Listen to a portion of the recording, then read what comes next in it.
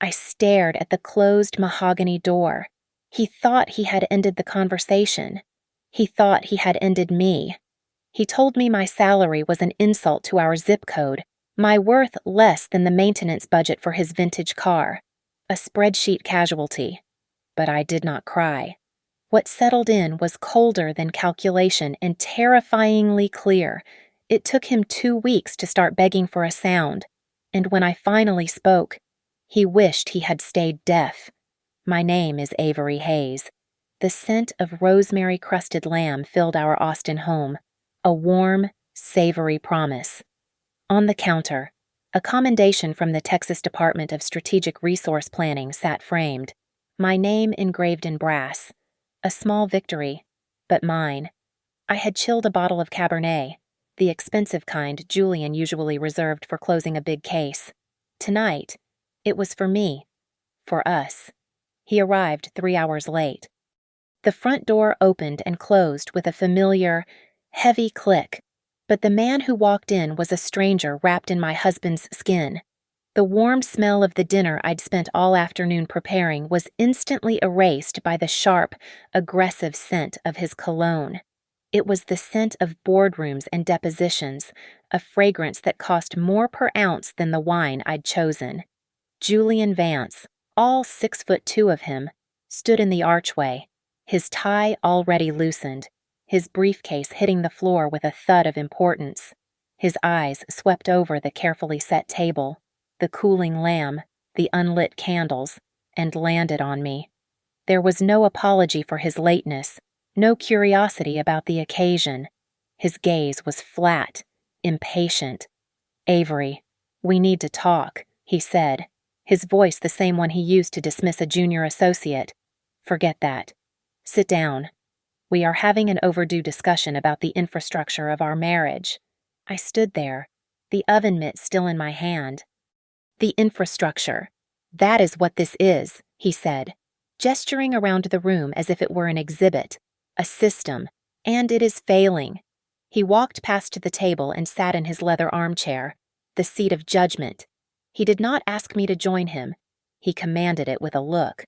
I sat on the edge of the sofa opposite him, my celebratory mood curdling into a knot of dread in my stomach.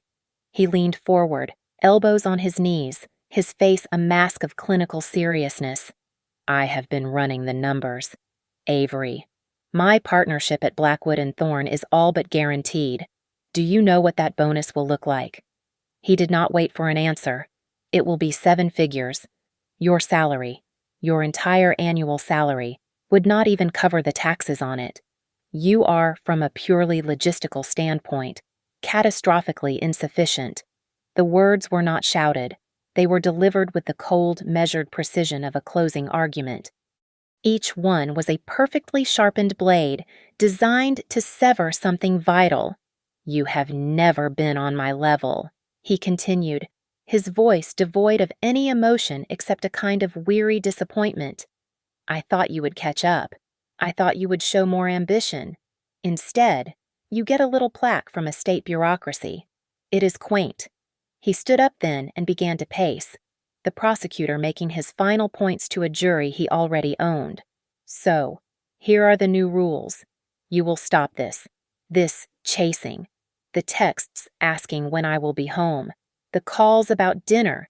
You are a functionary, and you are acting desperate. It is a bad look.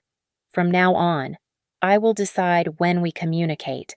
I will initiate. You will wait. Do you understand?" I looked at him, really looked at him, and saw the truth. This was not a moment of impulsive cruelty. This speech was rehearsed. He had practiced these words, refined them, selected them for maximum impact. He had built this argument in his head for weeks, maybe months. He was not my husband having a difficult conversation. He was a lawyer executing a strategy against an opposing party. And in that moment, something inside me did not break. It clicked into place. The years of quiet compromises, of shrinking myself to fit into the small spaces his ego allowed. of celebrating my small wins in silence while his were trumpeted. It all solidified into a single, hard point of clarity. There was nothing left to fight for. The man I thought I had married was gone, replaced by this cold-eyed strategist. The grief I should have felt was absent, replaced by a terrifying, absolute calm. He wanted silence. He wanted distance. Fine. I would give it to him. I stood up, my movements smooth and deliberate. I understand, I said. My voice was even, betraying nothing. I walked back into the dining room. I took his untouched plate from the table. Then I took mine. I scraped the perfectly cooked lamb and the garlic mashed potatoes into a container, sealed the lid with a crisp snap, and placed it in the refrigerator. I cleared the wine glasses. Then I picked up the $150 bottle of Cabernet, uncorked it, and, without hesitation, poured the entire contents of deep, blood-red wine down the kitchen sink. It swirled away, a liquid sacrifice to a dead god. Julian watched me from the doorway of his home office, a flicker of confusion in his eyes before it was replaced by a smug certainty. He thought he had won. He thought he had successfully corrected the imbalance, put me back in my place. He closed his office door, sealing himself inside with his victory. I did not go to our bedroom. I walked to the guest suite at the opposite end of the house, a room we kept for visitors who rarely came. I did not cry. Crying was a waste of resources. My mind, the analytical mind that the state of Texas paid me to use to find critical failures in complex systems, was already working. It was focusing, with chilling intensity, on the single largest point of failure in my own life's infrastructure, Julian Vance. The next morning, I woke before the alarm. The coffee I brewed was a dark, single-origin blend he hated, and I made just enough for one. I toasted a single piece of sourdough, ate it standing at the counter while looking out at the rising sun, and washed my own plate. When Julian finally emerged from his bedroom, dressed in a silk robe, his hair perfectly tousled, he stopped dead in the kitchen entryway. His eyes went from the empty coffee pot to the clean, dry dish rack, and a brief, unguarded look of confusion crossed his face. The automatic system that produced his morning coffee and toast had failed. "Good morning, Julian," I said, my tone bright but sterile, the voice of a competent colleague you neither liked nor disliked. He grunted, opening the refrigerator as if expecting his breakfast to materialize there. "Did you not make coffee?" "I did," I said, taking a final sip from my mug. "I am all finished, though." I rinsed the mug and placed it next to my plate. "I am just respecting the boundaries you so clearly established last night. You wanted to dictate our communications. I assume that extends to domestic services." His jaw tightened. He slammed the refrigerator door shut and stared at me, but I simply gathered my briefcase and walked to the door. I was no longer a wife. I was a cohabitant following new terms of engagement. That day marked a fundamental shift. My focus, which had been divided for years between my career and managing Julian's life, now became a singular, concentrated beam aimed at the TDSRP. I was the first one in the office and the last to leave. The complex regulatory frameworks for a new hydroelectric dam project, something I had previously found dense, now became a fascinating puzzle. I poured all my intellectual energy into identifying loopholes, assessing risks, and drafting policy recommendations. My mind, free from the constant low-grade hum of anticipating Julian's moods, became sharper, more incisive. My time became my own again. I joined an early morning cycling club, feeling the burn in my thighs as I pedaled up Austin's hills before the city was truly awake. In the evenings, I enrolled in an advanced certification course in data visualization. Both were activities Julian had dismissed as frivolous distractions from my primary role as his support system. Now, they were my instruments of reclamation. My lunch breaks became covert operations. I would drive home to the silent, empty house and systematically gather my ammunition. I downloaded years of our shared bank statements. I retrieved my old tax returns from the filing cabinet in his office. I photographed every dismissive text message he had ever sent about my career or our finances, cataloging them by date and subject. One by one, I moved sensitive personal documents into a new safety deposit box. At a bank across town, a place he would never think to look, I opened a new checking account in my name only.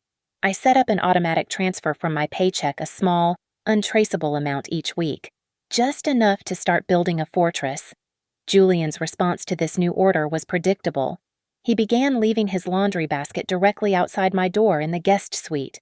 He would sigh, long and theatrically, when he could not find the dry cleaning receipts. These were his attempts at nonverbal negotiation, pathetic little flags of passive aggression meant to signal my failure to perform my duties. I walked past the laundry. I ignored the sighs. I did not acknowledge his existence beyond what was necessary to share a physical space without collision. The turning point, the piece of data that changed the entire equation, came on a Tuesday afternoon. I was sitting in my car on my lunch break, reviewing old tax documents I planned to take to a lawyer. It was a form from 3 years ago. I was tracing the payments on my student loans, quantifying the debt I had carried while we funneled our joint income toward his. And then I saw it, a small, unauthorized withdrawal from my federal loan account. It was not a huge sum, just a few $1,000s, but it was a discrepancy I did not recognize. A few clicks through the loan provider's archived statements revealed the truth. The withdrawal had been made and then quietly repaid 2 months later from one of his personal accounts. Julian had used my student loan account like a short-term, interest-free line of credit to cover a gap, likely during his last year of law school, and then covered his tracks. He had lied, not with words, but with the silent, arrogant confidence that I would never look closely enough to notice. It was not just an insult, it was a pattern of deception. That evening, I did not go to my data visualization class. I went to my laptop and searched for the most ruthless, high-asset divorce attorney in Austin. The name that came up repeatedly was Patricia Reyes. Her clients called her Patty. Her opponents called her a shark. The testimonials all said the same thing: she did not care about feelings or he said she said drama. She cared about documents. She cared about leverage. I picked up the phone, and when her assistant answered, I focused my request not on emotion, but on the cold, hard language Julian would understand. I needed to schedule a strategic consultation. Over a plate of spicy Thai food that Julian would have called unsophisticated, I finally told my best friend, Maya, everything. Her reaction was not surprise, but a deep, knowing sigh. Maya, an architect who designed buildings to withstand hurricanes, had seen the structural flaws in my marriage years ago. I told you his ego was a load-bearing wall. Avery, she said, setting down her chopsticks, you take it out, the whole thing comes down. I am just sorry you were inside when it happened. You were right, I admitted, the words tasting like ash. I thought his charm was real. I thought the cruelty was the exception. I see now the charm was the tool, and the cruelty was the point. Maya's gaze was intense. Good. Now that you see the real blueprint, you can start building your own structure. That night, she did more than listen. She opened her laptop and started sending emails, introducing me to a network of influential women in Austin planners, lobbyists, and executives I had never had the time or confidence to connect with while I was managing Julian's social calendar. My world was expanding while his was visibly shrinking. The data visualization class became my sanctuary. My professor, a brilliant but eccentric man named Dr. Alistair Finch, pulled me aside after one class. Ms. Hayes, he said, peering over his glasses at my latest project, you have an extraordinary talent for finding the narrative in the noise. It is one thing to present data. It is another to find the hidden pattern, the thing the numbers are trying to confess. His words landed with a particular weight, a premonition of their future importance. Meanwhile, the polished veneer of Julian Vance was beginning to crack. When I saw him in the mornings, His shirts were wrinkled at the collar. His expensive Italian shoes were unpolished, scuffed at the toes. One evening, his mother called the landline, her voice tight with anxiety, asking if I knew he had missed a crucial client appointment. The support system he had taken for granted was gone, and the man who stood in its place was frayed, disorganized, and failing. A few days later, I had a coffee meeting with my old professional mentor, Senator Olivia Sterling. She was a force of nature in Texas politics, sharp and direct, and she had taken an interest in my career at the TDSRP. "Avery, that compliance report you filed on the Brazos Energy Corridor was brilliant," she said, her eyes sharp. "You cut right through the noise. People are talking about it, coming from her."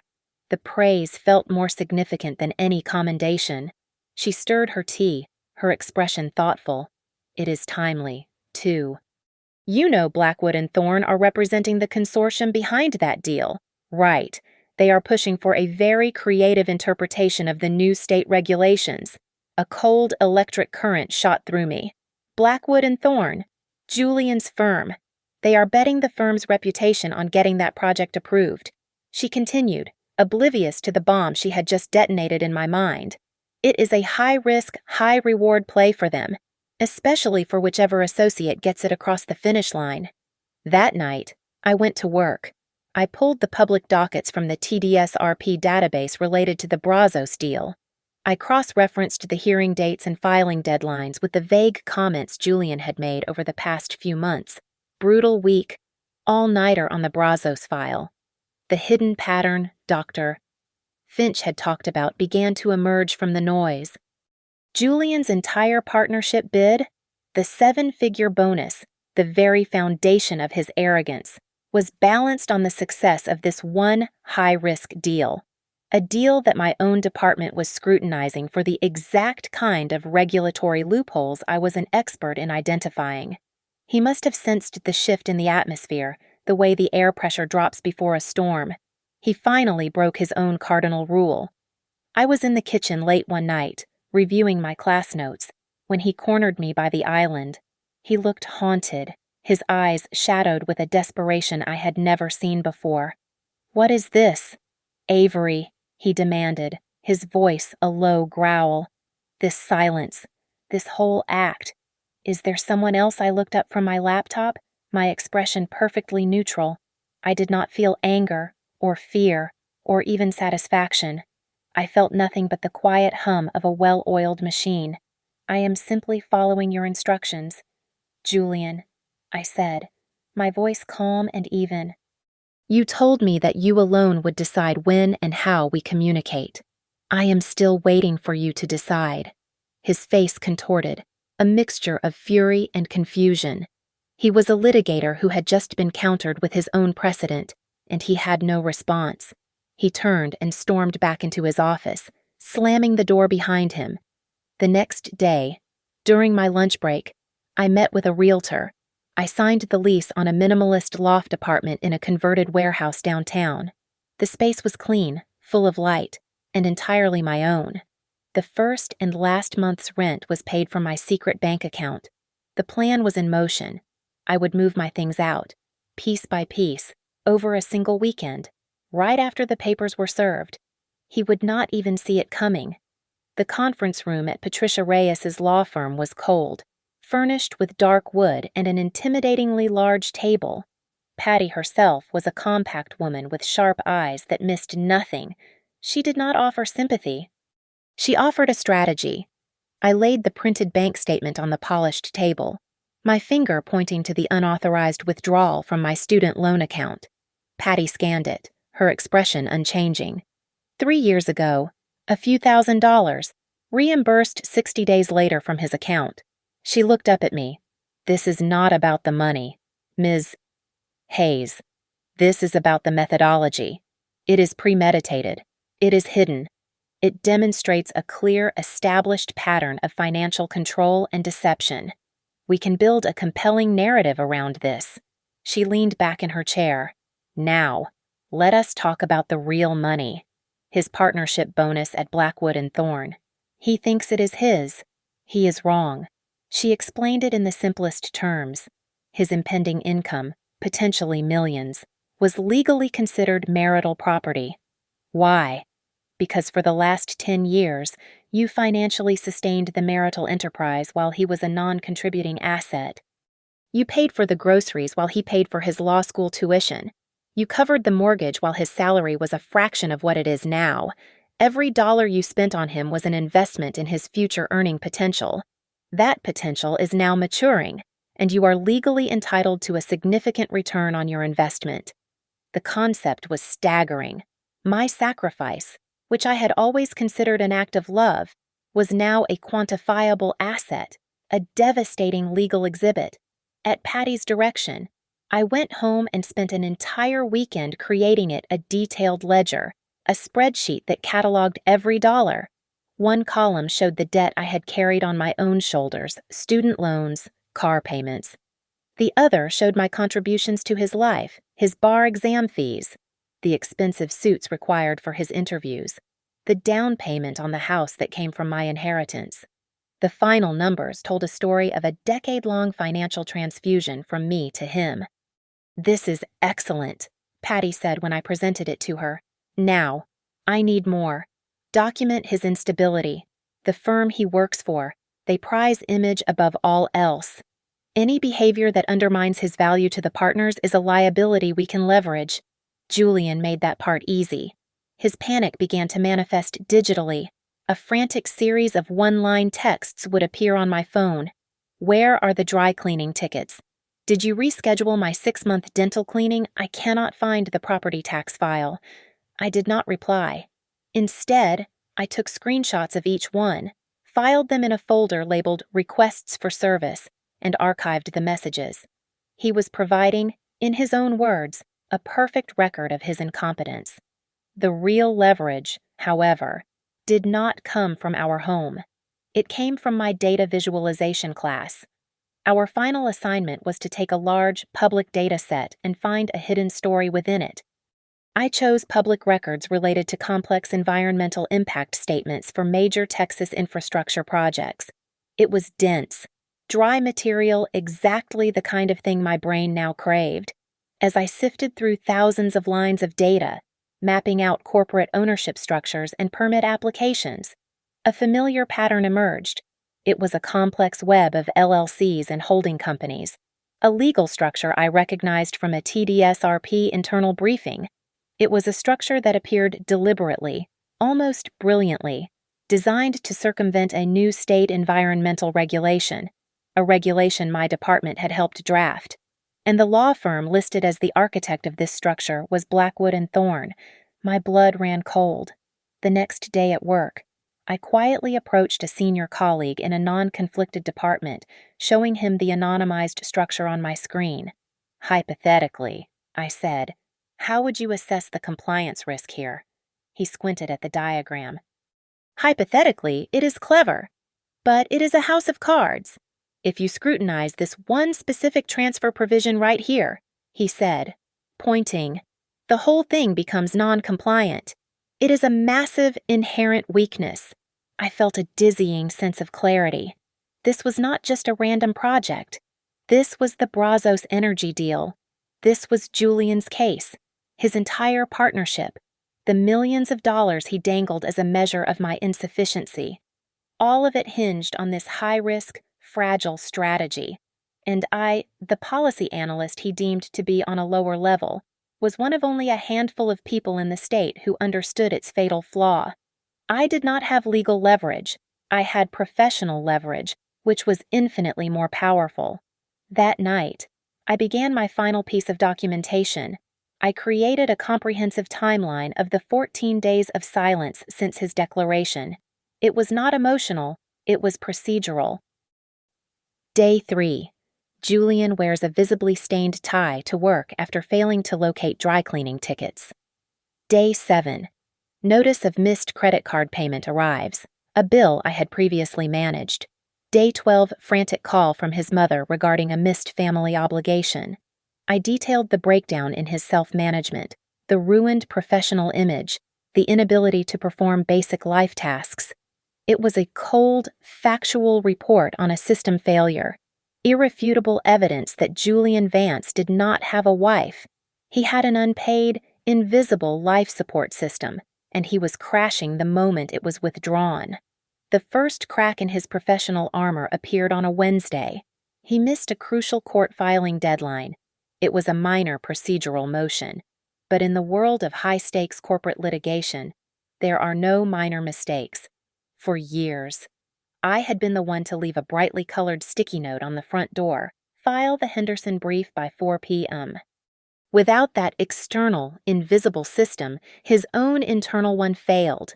The mistake was small, but it was enough to get him a stern talking to from a senior partner, enough to draw the firm's unwanted attention. While his star was dimming, mine was beginning to shine. The following week, I attended a high-profile TDSRP policy presentation at the Capitol. At the end of my segment on regulatory foresight, Senator Sterling, who was in the audience, stood up during the Q&A. "I just want to state for the record," she announced, her voice carrying across the chamber, "that the analytical work being done by Ms. Hayes is some of the most incisive and valuable I have seen in my 15 years on the Oversight Committee. She is an asset to this state." The room broke into applause. My face was hot, but I stood tall. I was visible, my work was valued, and I was entirely on my own level. Julian, of course, was not there. The gossip from a friend who worked at a rival firm started trickling in. Julian was showing up late. His contributions in meetings, once sharp and commanding, were now distracted and vague. The polished, untouchable Julian Vance was becoming a mess, and people were noticing. His carefully constructed professional facade was crumbling under the simple weight of having to manage his own life. That long weekend, while he was supposedly locked in his office handling the fallout from his missed deadline, I executed the move. It was quiet, fast, and meticulously planned. A small, discreet moving company, paid in cash from my secret account, helped me transfer the contents of the guest suite and my personal items from the main house. Box by box, my life was extracted from his. He was so engrossed in his own self-inflicted crisis that he never even noticed I was erasing myself from the premises. Then the phone calls started. The first was a single voicemail, his voice strained and apologetic. "Avery, this has gone on long enough. I was under a lot of pressure. Let us just talk." I deleted it. The next day, the calls became more frequent, the tone shifting to frustration. "Pick up the phone. Avery, this is ridiculous. You cannot just disappear." By the end of the week, he had devolved into pure vitriolic rage, leaving a final sputtering message. "You know what I was right. You were never on my level. So why are you punishing me like this? What do you even want after that last message?" I blocked his number. The silence was absolute. I sent a brief email to Patty Reyes, informing her of the harassment and confirming that she was now the sole intermediary for any and all communication. The wall was built. The call I had been expecting came on a Sunday evening. It was not from him, but from his mother. Her voice was syrupy sweet, dripping with coached concern. "Avery, dear, I am so worried about Julian. He is under such terrible stress at the firm. He just needs his partner back. He needs you to be the good, supportive wife I know you are." I listened, my pen poised over a notepad. "They are even talking about delaying the partnership decision," she continued, hitting the key talking point he had clearly fed her. "Just because of all this instability in his personal life. It is not fair to him. He has worked so hard. Thank you for your call." "Eleanor," I said, my voice polite and distant, "I have to go now." I hung up before she could reply. I wrote down the date and the exact time of the call on my notepad. It was not a plea for reconciliation. It was a clumsy attempt at emotional manipulation, orchestrated by Julian to protect his career optics. They were not concerned about the marriage. They were concerned about the partnership. She had just handed me documented proof of his desperation. That night, I sat at the desk in my new, light-filled loft. I opened my laptop and began to work on a new project. It was an internal report for my superiors at the TDSRP. Using the skills I had honed in my data visualization class, I created a series of clear, compelling charts and diagrams. The report was completely anonymous, referring only to certain complex regulatory schemes being used by unnamed corporate entities. But the data was undeniable. With stark clarity, my report highlighted the inherent vulnerability, the single point of failure, in the exact legal strategy Blackwood and Thorne was using for the Brazos Energy deal. It was a professional, fact-based analysis. It was also a loaded weapon, aimed directly at the heart of Julian's career. He ambushed me at my own fortress. I was in a high-level briefing with my superior, Mr. Hawthorne, and two senior analysts, walking them through the vulnerabilities in the compliance report I had authored. My presentation was on the screen, a clean, undeniable visualization of risk, when Mr. Hawthorne's assistant discreetly opened the door. Mr. Hawthorne, "I apologize for the interruption," she whispered, her eyes wide with alarm. "But there is a Julian Vance in the lobby for Ms. Hayes. He is insistent." Hawthorne frowned, the disruption clearly irritating him. "Can you take a message, please? We are in the middle of something important. He is refusing to leave, sir. He has flowers." A cold calm settled over me. "It is all right, Mr. Hawthorne," I said, my voice perfectly steady. "I will handle it. Please excuse me for a moment." I walked out of the conference room, my heels clicking with measured purpose on the polished floor. As I approached the main lobby, I saw him. He looked like a man who had been dressed by a storm. His suit was rumpled, his hair was out of place, and his eyes were wild with a frantic, desperate energy. In his hand, he clutched a bouquet of roses so tightly the stems were likely breaking. He was a spectacle. And my colleagues, dozens of them, analysts and department heads, were his uninvited audience. They all recognized Julian Vance, the formidable litigator from Blackwood and Thorne, and they were all watching him unravel. He saw me and his face flooded with a theatrical relief. He lunged forward, stopping just short of me. "Avery, thank God," he began, his voice loud enough for everyone in the cavernous marble lobby to hear. "It was a performance. Listen, I know I have been difficult. The pressure at the firm, this partnership deal, it has been immense. I completely misunderstood the nature of our partnership, our support for each other. I was wrong. Just come home, please. We can fix this."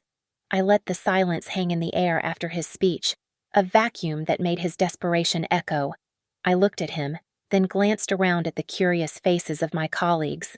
"Julian," I said, my voice quiet but carrying, amplified by the lobby's acoustics. "I am confused." "You gave me a very clear directive. You told me I was not on your level. You said that you, and you alone, would dictate when and how we communicated. I am merely honoring your instructions." A murmur went through the small crowd. Julian's face paled. "That is not what I meant," he stammered. "Furthermore," I continued, my tone remaining level and informational, "I am not sure which home you are referring to. I have moved into my own residence downtown, and as of 9 a.m. this morning, your legal counsel at Blackwood and Thorne was served with divorce papers. You should probably check your messages." Panic flashed in his eyes. He saw the audience. He felt the loss of control, and he did what he always did. He went for the threat. He took a step closer, lowering his voice to a menacing hiss. "You need to be very careful, Avery. This kind of emotional instability, bringing our private life into your government job, it could negatively affect your career. People might think you are not fit for this kind of sensitive work." And there it was, the move I had been waiting for. I smiled. It was not a warm smile. It was the cool, satisfied smile of an analyst who has just had their hypothesis proven correct. "Instability?" I asked softly. I reached into the portfolio I was still carrying from my meeting and pulled out a single, neatly bound document. It was the anonymous TDSRP report. I handed it to him. He took it automatically, his eyes scanning the cover page. My work, Julian, is analytical and entirely fact-based. That report details the severe structural weaknesses in a certain high-risk regulatory loophole strategy currently being used by your firm. I let that sink in. The only instability I see here is a man who cannot manage his own life without his wife's invisible labor. That, and the catastrophic legal exposure your firm is facing if this report were to be more widely distributed. You see, your level looks a lot different when you do not have a support system holding it up for you. He stared at the document in his hands as if it were a bomb. The color drained completely from his face. He finally understood. I had not just walked away from him. I had walked away with the blueprint to his professional ruin. He looked from the report to my face, then around at the silent, watching eyes of my professional world. He was exposed, outmaneuvered, and utterly defeated. Without another word, he turned and walked toward the glass doors, the wilted roses still clutched in his fist. He did not look back. He left the report on the security desk as he fled, a piece of evidence of his own spectacular implosion. Patty Reyes was not just an attorney, she was a master of theatrical litigation. The process server she hired did not just hand Julian the divorce papers. He walked into the glass-walled main conference room at Blackwood and Thorne in the middle of a high-profile partners meeting and placed the thick manila envelope on the gleaming table directly in front of Julian. The silence, Patty later told me, was absolute. The message was clear this would not be a quiet, private affair. The fallout was immediate. The firm's managing partner, a man named Marcus Blackwood, whose portrait hung in the lobby like a judicial saint, pulled Julian into his office the moment the meeting ended. I did not need to be there to know what was said. Blackwood and the entire firm ran on the fuel of impeccable optics. A junior partner in waiting whose life was publicly imploding, whose government employee wife had to be served papers in the middle of a workday, this was not the image they cultivated. His personal instability was now a professional liability, a direct threat to the partnership he craved. Desperate for an ally, Julian called his sister, Catherine. He had expected sympathy, a united front against his supposedly unhinged wife. Instead, he got the truth. Julian. What did you expect she had asked him? Her voice tired. Avery called me 2 weeks ago. She told me exactly what you said to her. About her salary. About her not being on your level. She was not crying. She was just collecting data. This is not a tantrum. This is a reaction. The call proved to Julian that my actions were not born of blind rage, but of cold, documented logic. He had no narrative to spin where he was the victim. A flurry of frantic counteroffers began flowing through Patty's office. They were all variations on the same theme, a quick, lowball settlement in exchange for a rock-solid confidentiality agreement. He was trying to buy my silence, to bury the mess before it could further tarnish his reputation. Look at this, Patty said, sliding the latest offer across her desk to me. He is not afraid of losing his money. He is terrified of exposure. The firm is not worried about his divorce. They are worried about that compliance report you left on their security desk. Any public connection between their star litigator and a state regulatory report that guts their biggest case is a public relations nightmare. His fear made him reckless. He made one final, desperate attempt to seize control, to find leverage he thought I had overlooked. He sent a message through his attorney, a thinly veiled threat. He intended to expose old financial concessions I had made for him during law school. He was referring to a time I had spent weeks helping him with research for a paper, an effort that had earned him a tuition break. He was going to frame my support as a form of unethical collusion, a desperate attempt to dirty my clean professional record. He did not know me at all. I had anticipated this exact move. That is not a problem. I told Patty, a cool wave of satisfaction washing over me. I filed a preemptive personal disclosure with TDSRP legal counsel last week. I had laid it all out for my employer's attorneys, a detailed, documented history of my personal and financial sacrifices to support my then-husband's legal education and career. I had framed it as a potential, though unlikely, future point of conflict, and asked for their guidance. Their response was simple. My past personal support for my husband had no bearing on my current professional conduct. With one proactive move, I had completely neutralized his threat before he even made it. My professional conduct was officially beyond reproach. The interconnectedness of our lives was now working entirely in my favor. My TDSRP report was gaining serious traction internally, impressed by its clarity and foresight. Mr. Hawthorne asked me to present my findings to a joint committee reviewing state energy regulations. The presentation would be attended by lobbyists and legal teams from all the major players in the energy sector, including, of course, Blackwood and Thorne. My personal and professional lives were about to collide in a very public forum. Julian had to be realizing the catastrophic miscalculation he had made. In his attempt to put me in my place, to attack my professional level, he had only succeeded in elevating it. He had pushed me to focus my analytical skills, the very skills he belittled, with a singular, ferocious intensity. The result was that I was now in a direct position to professionally and legally derail the most important case of his career. He had not just lost a wife, he had created his most formidable adversary. The negotiation, when it began, was not a negotiation at all. It was a presentation of facts. Patty Reyes sat opposite Julian's attorney, a polished woman named Catherine Walsh, and laid out the evidence as if she were presenting a case to a jury. She did not speak of hurt feelings or betrayal. She spoke of financial damages. "This ledger," Patty said, sliding the thick, detailed document across the table, "quantifies my client's 10-year investment in Mr. Vance's career. It details every dollar of her income that was diverted to support his ambitions, while her own debt accumulated interest. Based on this direct, quantifiable investment, and the projected multi-million-dollar income from his impending partnership, which is marital property under Texas law, our opening demand is for a settlement that reflects her full and significant contribution." The number she named was staggering. It was designed to be— Catherine Walsh did not flinch, but a day later she came back with Julian's predictable response.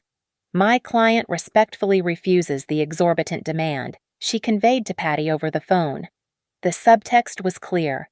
Julian, in his monumental arrogance, still believed I was the same woman he had berated in our living room.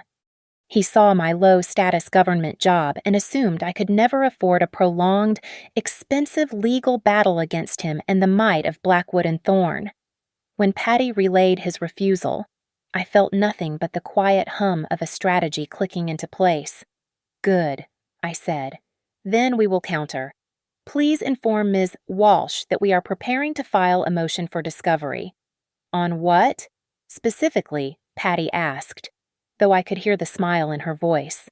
"Specifically," I said, looking at the notes I had prepared. "All internal communications at Blackwood and Thorne, including emails, memos, and performance reviews that reference Julian Vance in conjunction with the Brazos Energy Compliance case, and all documents related to his partnership review process from the last 90 days.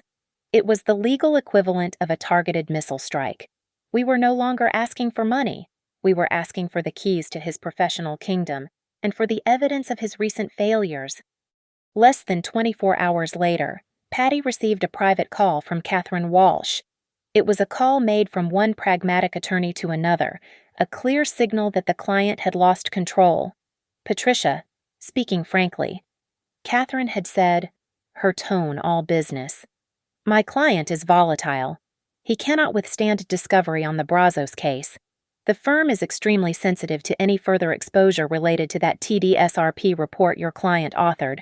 His recent professional slip-ups, the missed deadlines, it is all documented. Litigation is not a viable option for him. The checkmate was in sight, and Julian knew it. He made one last, desperate attempt to circumvent the lawyers and appeal to a history that no longer existed. Our mutual friend from college, a man named Mark, sent me a carefully worded text. Hey, Avery. I spoke to Julian. He sounds wrecked. He said this is all a temporary, stressful misunderstanding, and he thinks he can fix it if you would just talk to him for 5 minutes. I did not call Mark back. I did not engage in a debate. I replied with a single, concise email. The subject line was, "For your context." The body of the email was a simple, bulleted summary. Your salary is an insult to our zip code. You are catastrophically insufficient. You have never been on my level. Discovery of unauthorized withdrawal from my student loan account 3 years prior. I ended it with Mark. I appreciate you reaching out, but I hope this clarifies why direct conversation is not possible. This is not a misunderstanding. It is a conclusion. Mark never texted me again. The campaign to control the narrative among our friends was over. Julian had nowhere left to turn. Every avenue of attack, every possible manipulation, had been anticipated and neutralized. He was finally forced to do the one thing his ego could barely comprehend: admit defeat. He had to walk back into Marcus Blackwood's office and confess that the divorce was non-negotiable, that his demands had been rejected, and that his quiet, low-level policy analyst wife had systematically positioned herself to be a very expensive and very public adversary. The final meeting was not set by our lawyers. It was orchestrated by his Marcus Blackwood himself, the managing partner of Blackwood and Thorne, arranged an unofficial meeting at a neutral location, a private dining room at a downtown hotel. The message was clear. This was not about a marriage anymore. This was about damage control for his firm. Julian was already there when I arrived. He stood up, his face arranged in a mask of practiced, solemn remorse. He was wearing the suit he always wore for difficult negotiations, the one that made him look authoritative but reasonable. "Avery," he started, his voice low and heavy with fake emotion. "Thank you for coming." I have had a lot of time to think these last few weeks. This pressure, this partnership, it blinded me. I lost sight of what was important. I lost sight of you.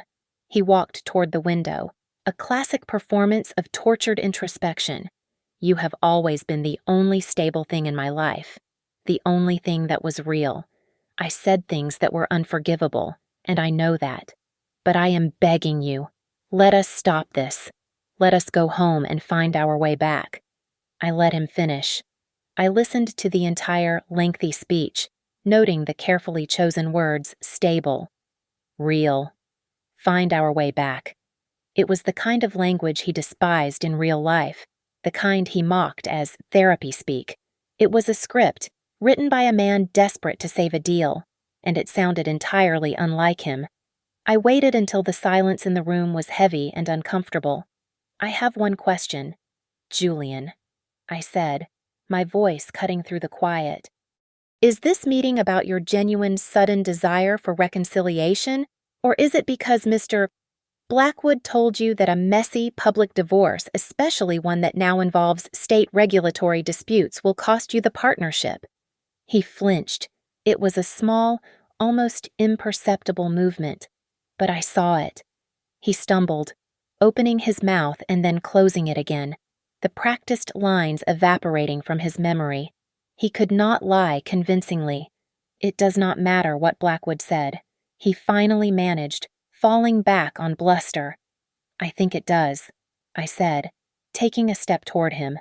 "My professional network is more robust than you ever gave it credit for. I know that your partnership review has been delayed. I know it is now entirely contingent on your ability to achieve immediate, personal stabilization. This meeting is not a plea, Julian.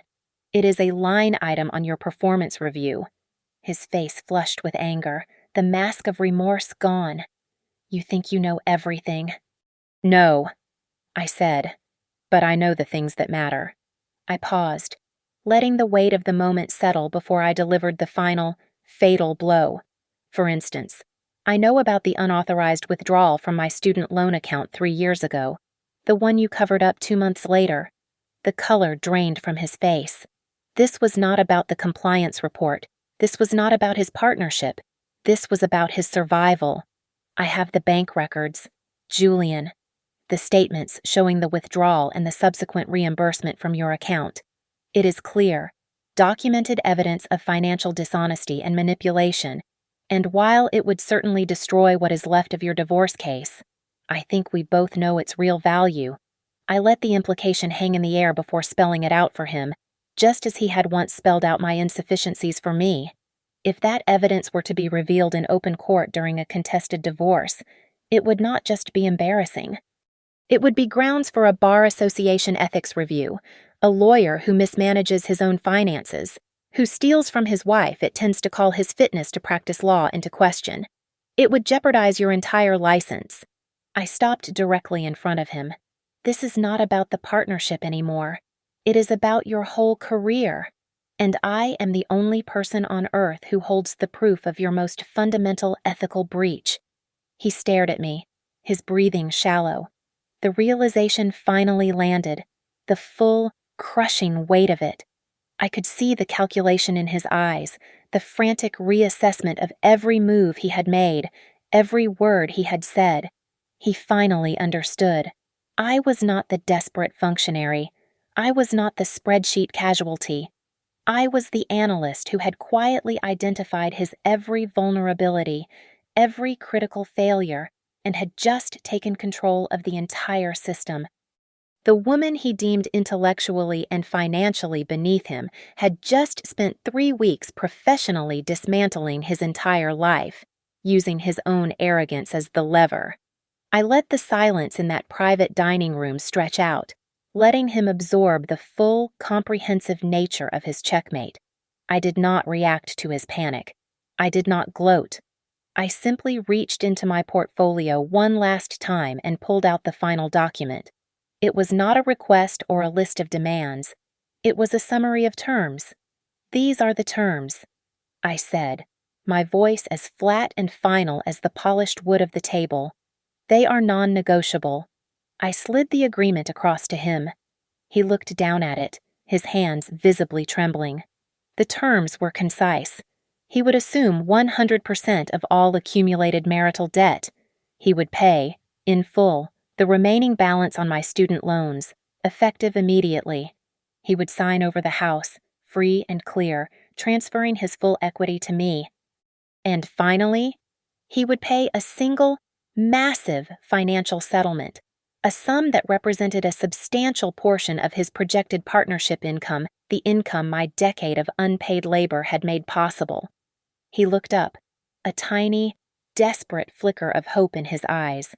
And the other thing, in exchange, I said, I will agree to sign a confidentiality agreement regarding the details of this settlement. He started to look relieved. I cut him off. But that agreement is contingent on your immediate and total compliance. No litigation, no delays. You sign this today, and the ethics violation, the matter of the student loan, it remains a private matter between us. You fight me, and it becomes a public record. I am not buying your silence. Julian, I am selling you mine. The realization that he had no moves left, that his threats were useless and his entire career was hanging by a thread that I held, finally shattered him. The facade of the remorseful husband and the arrogant litigator cracked at the exact same time, revealing the desperate, small man who had always been cowering underneath. You, he hissed, his voice trembling with a pathetic, sputtering rage. You did this. You planned this. All those weeks you were ignoring me. You were planning this. He stood up, his chair scraping loudly against the floor. He looked at me, his eyes filled with a desperate, angry defiance, searching for a wound to inflict. How could you, he demanded, after everything I gave you, after everything you sacrificed for me? You call me manipulative. You are cruel. Avery, you are a cold, calculating, cruel woman. I looked him directly in the eye. The man who had called me insufficient, the man who had measured my worth in dollars and found me lacking. I felt nothing, no pity, no anger, only the quiet, deep satisfaction of a complex system reaching its logical, inevitable conclusion. I am not cruel, Julian. I am just a very good analyst. You are the one who mistook salary for worth. You are the one who mistook my support for weakness. I stepped closer to him, lowering my voice so that only he could hear the final verdict, the last closing argument of our marriage. Let me define our levels for you. One last time. My work, my quaint government job, creates real, necessary value. It protects the resources of this state. It serves the public. Your work. You exploit loopholes. You find creative ways to help the already privileged avoid regulations. You do not create value. Julian, you just move money around. You just enrich yourself. He tried to speak, to interrupt, but I held up a hand, silencing him. You said you lowered yourself to marry me, that I was never on your level. I allowed myself a small, cold smile.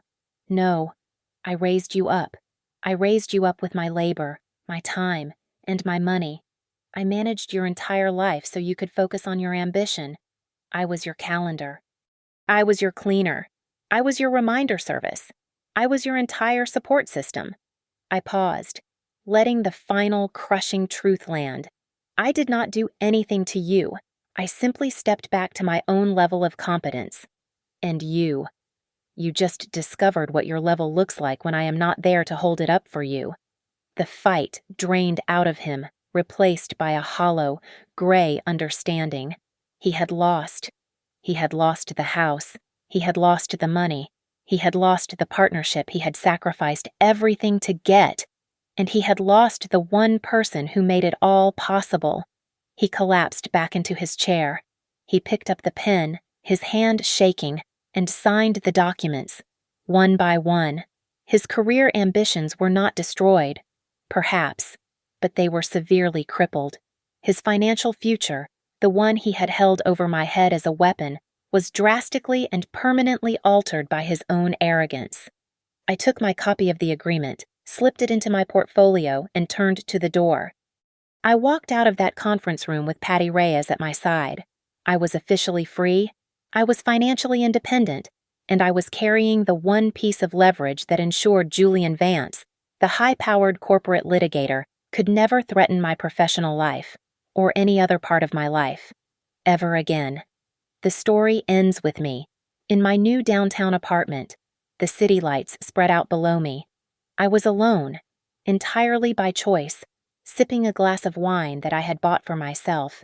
On my laptop, I was preparing for my next major project at the TDSRP, fully realized and finally, unequivocally, on my own level. Thank you so much for listening to my story. Please comment below and let me know where you are listening from. I would love to hear your thoughts.